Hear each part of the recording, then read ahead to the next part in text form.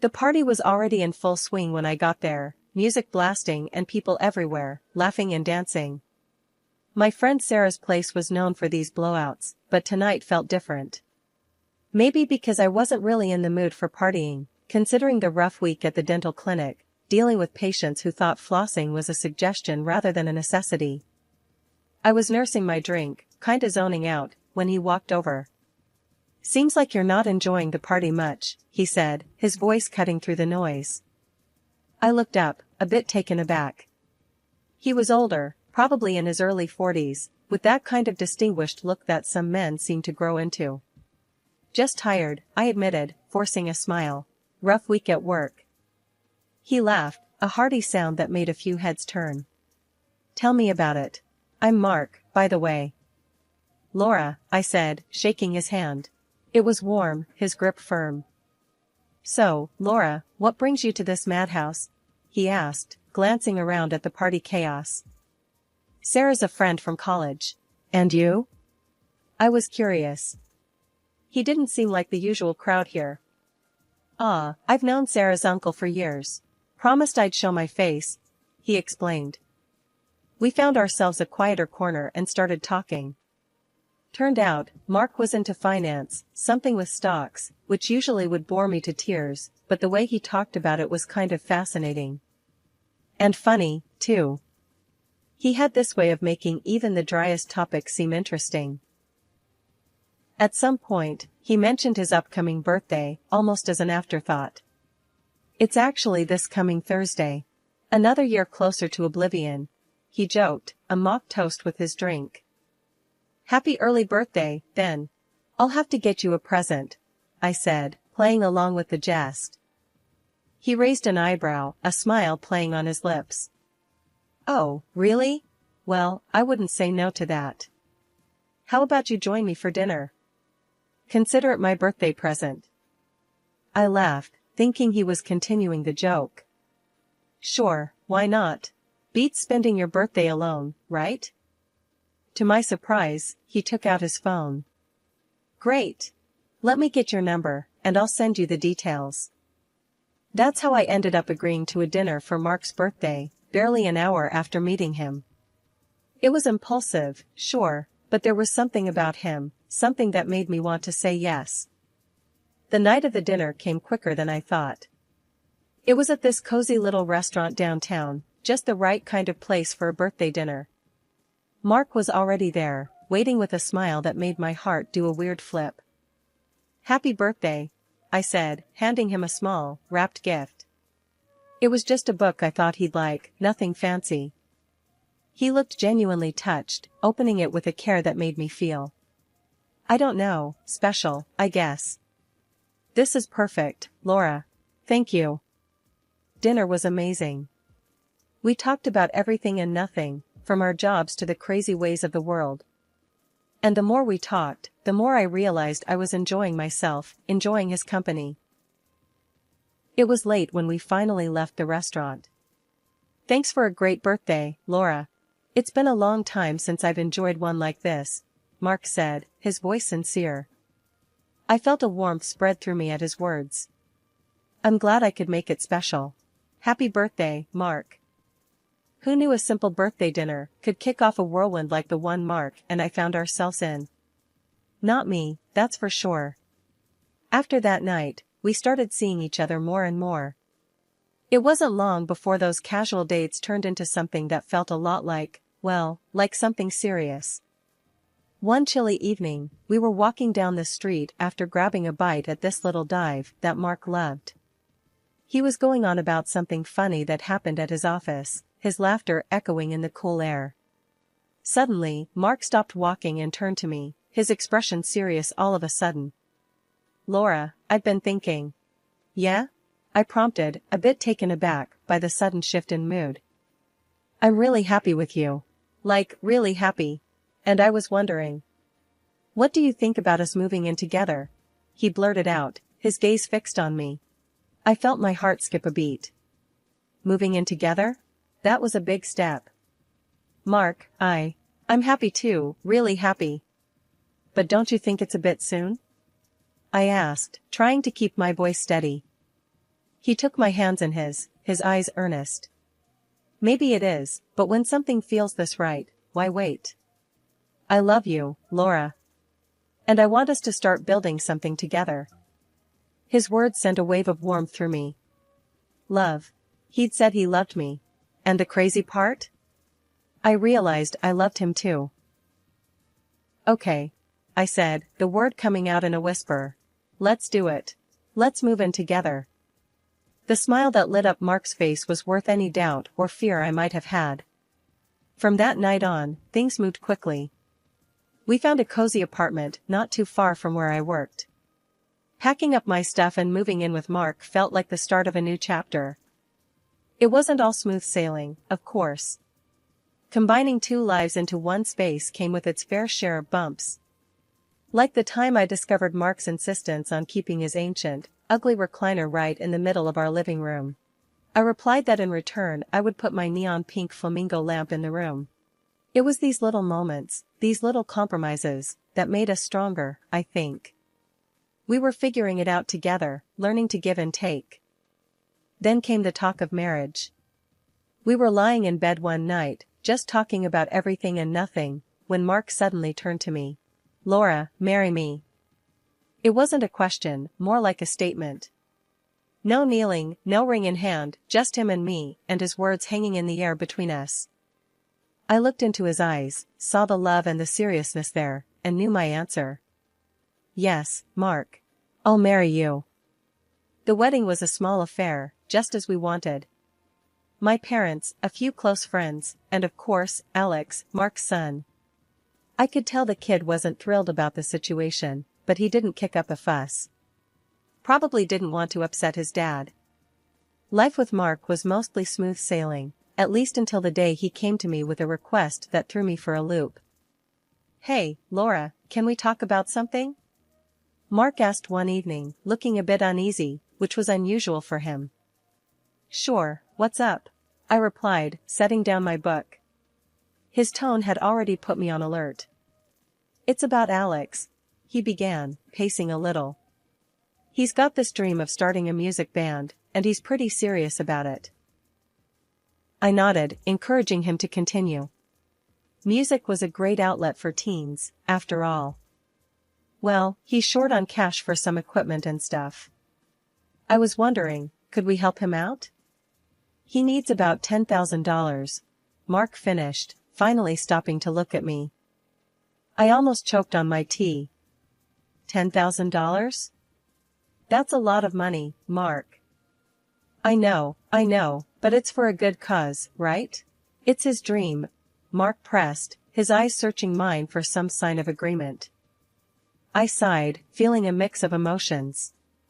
On one hand, I wanted to support Mark and his son, but on the other, this was a huge amount of money. Let me think about it, okay? In the end, I agreed. Seeing Mark so hopeful and excited about helping his son was touching. But that was just the beginning. A few months later, Mark came to me again. This time, he seemed more anxious. Laura, I hate to ask, but Alex needs more money for the band. Another $10,000. He said quickly, as if trying to get the words out before he could change his mind. I felt my frustration rise. Again, Mark? We just gave him $10,000. Where is all that money going? Mark's face fell, and he became defensive. He's investing in his future, Laura. Don't you think it's worth it? I do, but it's a lot of money. We're not made of cash, you know, I replied, trying to keep my voice calm. The argument that followed was heated. Mark accused me of not caring about Alex's future, and I accused him of not being realistic. It ended with Mark storming out, leaving me alone and bewildered. He returned a few days later, apologetic but still insistent. I'm sorry for blowing up, Laura. But it's important. To me, to Alex. Please. Torn between my love for Mark and my concerns about this seemingly bottomless pit of financial support for Alex's band, I agreed once more. But it didn't sit right with me. Then came the bombshell. Mark, looking more haggard and desperate than I'd ever seen him, asked for $30,000. Mark, this is crazy. $30,000? What's going on? This isn't just about some band, I said, feeling my patience wearing thin. It's for a tour. They've got a real shot, Laura, he stammered, avoiding my gaze. A tour? Mark, you can't expect me to believe this. We need to see some proof, something to show for all this money, I demanded, my voice rising. Mark exploded. Why can't you just trust me, Laura? Why do you always have to make things so difficult? The fight that ensued was ugly, full of accusations and hurtful words. Mark threatened divorce if I didn't agree to give Alex the money. I was stunned. This wasn't the man I married. I asked for time to think, but what I really needed was answers. This situation felt wrong on so many levels, and I was determined to get to the bottom of it. First stop on my detective trail was the internet. I figured if Alex's band was legit, they'd have some kind of online presence. So, I hunkered down with my laptop, typed in the band's name Mark mentioned, and hit search. The results were as barren as a desert, nothing, zip, zilch. Not a single trace of a band that was supposedly on the brink of their big break. Feeling a mix of frustration and vindication, I headed over to Alex's Instagram. If there were any clues to be found, it had to be there. I scrolled through his feed, which was like flipping through a catalog of luxury. Fancy dinners, designer gear, you name it.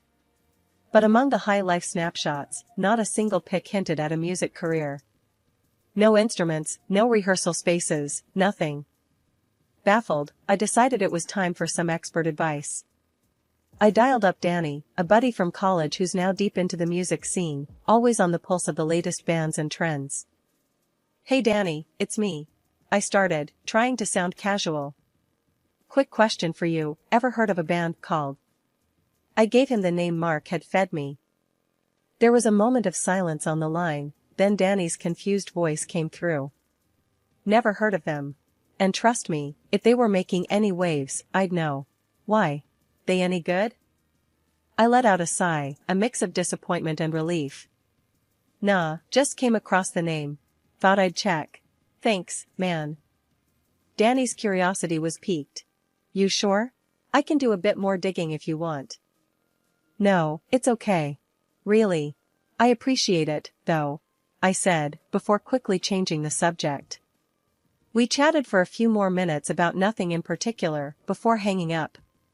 There I was, back at square one, but now armed with a bucket load of doubts, and no one to share them with.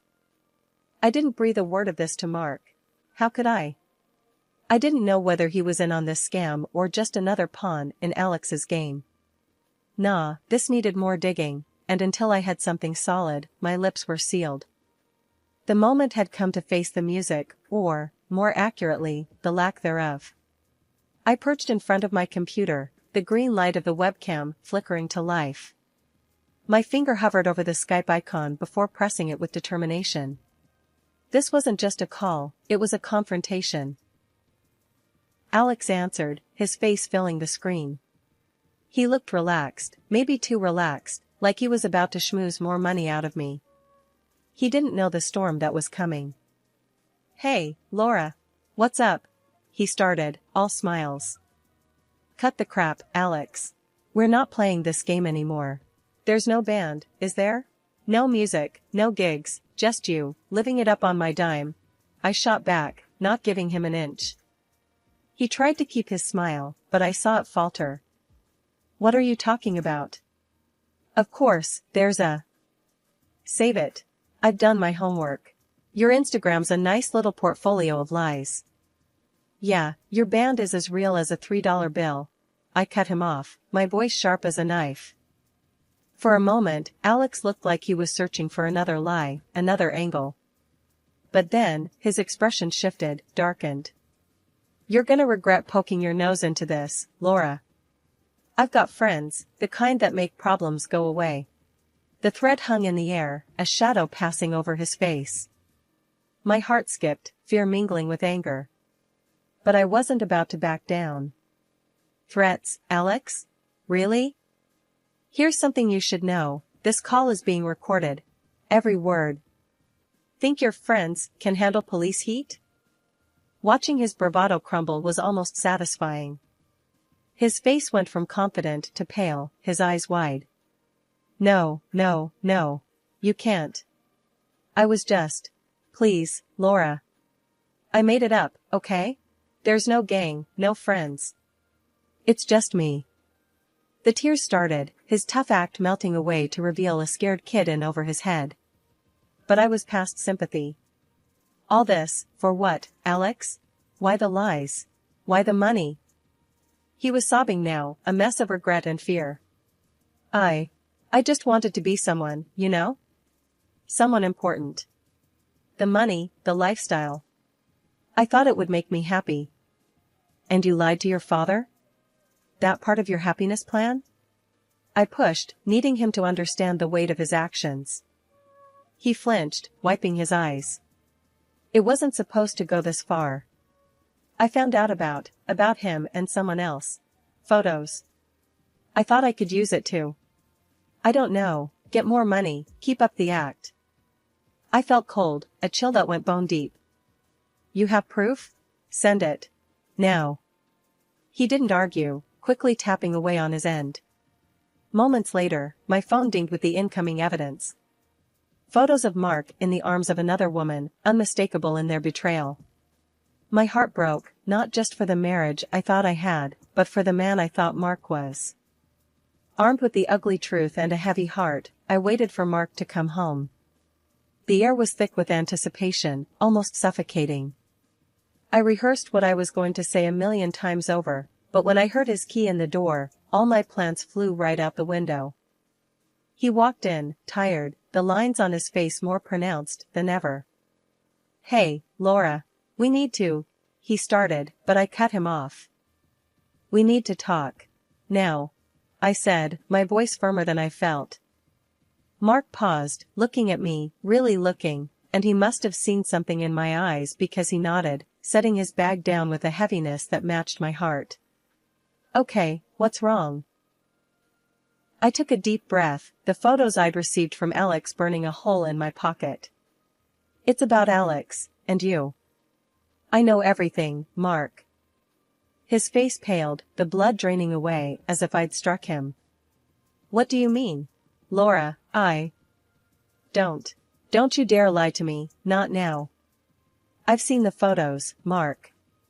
The ones Alex has been blackmailing you with. Of you and her. I spat out, the words tasting like bile. For a moment, he just stood there, a statue, then he slumped into a chair, his face in his hands. Laura, I don't know what to say. I'm sorry, I never wanted you to find out this way. Sorry? Is that supposed to make everything alright? You cheated on me, Mark. And then you let your son blackmail you into bleeding us dry. My voice was rising, a crescendo of betrayal and hurt. I know. It was a mistake, a terrible mistake. I was going to end it, I swear. And Alex. I didn't know how to handle it. I was scared of losing everything. He mumbled, his voice muffled by his hands. Losing everything? You've already lost it, Mark. You lost me the moment you decided to step out on our marriage. And for what? A fling? To feel young again? I was pacing now, the anger, the hurt, it was all bubbling up. I want a divorce. After the dust settled from our confrontation, the reality of my next steps began to sink in.